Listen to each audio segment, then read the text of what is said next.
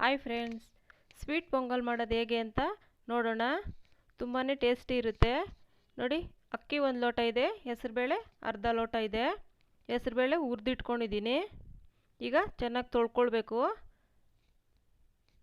ನೋಡಿ, ಈಗ ತೊಳೆದಿದ್ದಾಗಿದೆ. ಈಗ ಅದಕ್ಕೆ ಎಷ್ಟು ಬೇಕೋ ಅಷ್ಟು ನೀರು ಹಾಕಬೇಕು.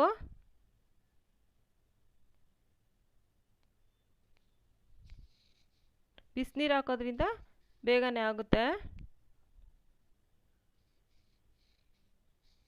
ಈಗ ಕುಕ್ಕರ್ ಮುಚ್ಚಳ ಮುಚ್ಚಿ 3 ವಿಷಲ್ ಬರಬೇಕು. ಅಷ್ಟೊತ್ತಿಗೆ ನೋಡಿ, ಬೆಲ್ಲ ಪಾಕ ಮಾಡ್ಕೊಳ್ಬೇಕು. ಈ ಥರ ಪುಡಿ ಮಾಡಿ ಇಟ್ಕೊಂಡಿದ್ದೀನಿ ಬೆಲ್ಲ. ಅದಕ್ಕೆ ಸ್ವಲ್ಪ ನೀರು ಸೇರಿಸ್ಬೇಕು, ಜಾಸ್ತಿ ಹಾಕ್ಬಾರ್ದು ನೀರು. ಆ ನೀರಲ್ಲೇ ಕರಗಿದ್ರೆ ಸರೋಗುತ್ತೆ. ಈಗ ಒಂದು ಬಾಣಲೆ ಇಟ್ಕೊಂಡು ಸ್ವಲ್ಪ ತುಪ್ಪ ಹಾಕ್ಕೊಳ್ಬೇಕು.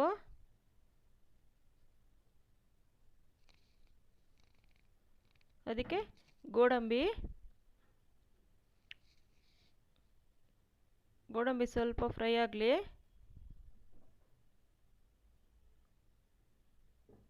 ಅದಕ್ಕೆ ಸ್ವಲ್ಪ ದ್ರಾಕ್ಷಿ,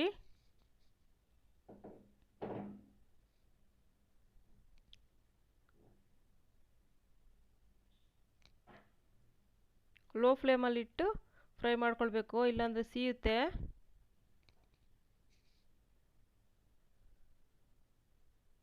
ನೋಡಿ, ಸ್ವಲ್ಪ ಬಿಸಿ ಆದ್ರೂ ಎಲ್ಲ ಕಲರ್ ಚೇಂಜ್ ಆಗಿಬಿಡುತ್ತೆ. ನೋಡಿ, ಆಗಿದೆ ಹೇಗಿದು. ನೋಡಿ, ರೈಸ್ ಆಗಿದೆ. ಈಗ 3 ವಿಷಲ್ ಹಾಕಿದ್ರೆ ಕರೆಕ್ಟಾಗಿ ಸ್ವಲ್ಪ ಮೆತ್ತವಾಗುತ್ತೆ. ನೋಡಿ, ಪಾಕ ತಗೊಂಡಿದ್ದೀನಿ.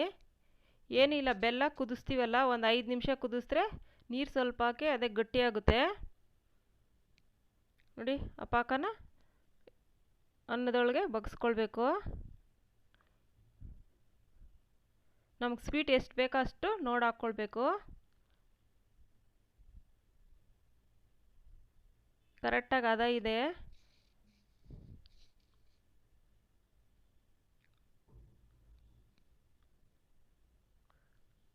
ನೋಡಿ, ಈಗ ಅದಕ್ಕೆ ತುಪ್ಪದಲ್ಲಿ ಒಗ್ಗರಣೆ ಮಾಡ್ಕೊಂಡಿದ್ವಲ್ಲ, ದ್ರಾಕ್ಷಿ ಗೋಡಂಬಿ ಈ ಥರ ಹಾಕ್ಕೊಂಡು ಮಿಕ್ಸ್ ಮಾಡ್ಕೊಳ್ಬೇಕು.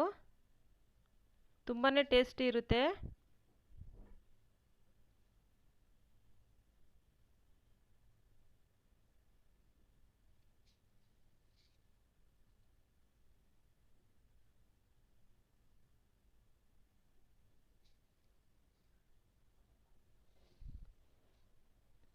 ಈಗ ಅದಕ್ಕೆ ಸ್ವಲ್ಪ ಏಲಕ್ಕಿ ಪೌಡ್ರು,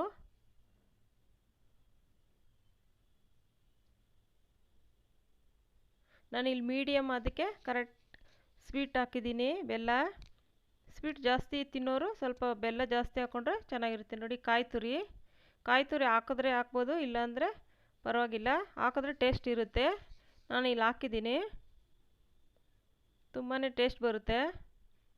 ನೋಡಿ, ತುಂಬಾ ಟೇಸ್ಟ್ ಇರುತ್ತೆ. ನೋಡಿ, ಕರೆಕ್ಟಾಗಿ ಹದವಾಗಿ ಆಗಿದೆ.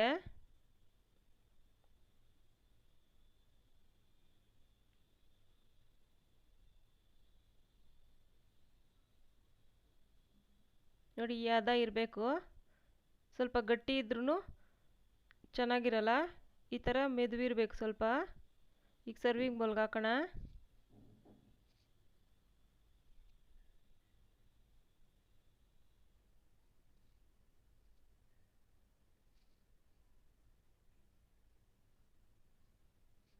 Thank you friends.